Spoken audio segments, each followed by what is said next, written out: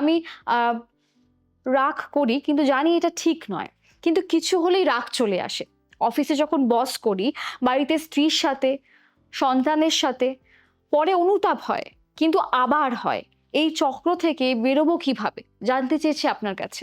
আমাদের জ্যোতিষে রাগের কারণ হলো মঙ্গল, জানো তো?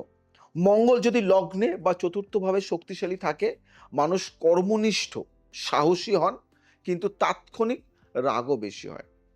এই একই গ্রহ যা সাফল্য দেয়, তাই আবার সম্পর্ক নষ্ট করে।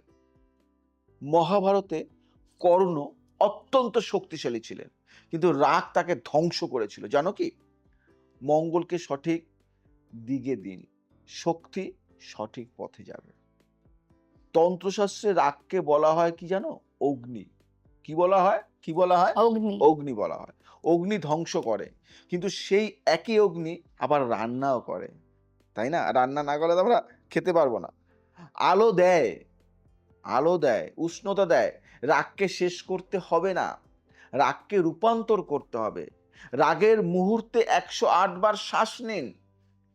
তন্ত্রে এই পদ্ধতিকে বলে প্রাণ সংযম।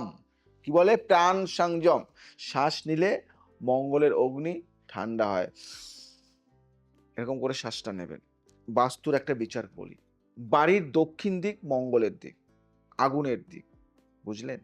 এই দিক লাল রং না করে হালকা বেগুনি বা নীল রং করুন।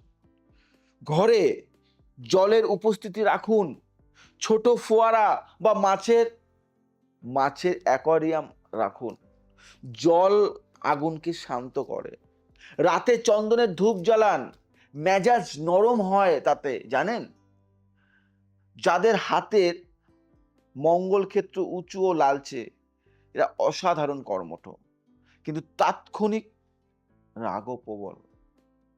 কিন্তু দেখুন, একই হাতে হৃদয় রেখা যদি দীর্ঘ ও সুন্দর হয়, এই মানুষ রাগের পরেই অনুতাপ করেন।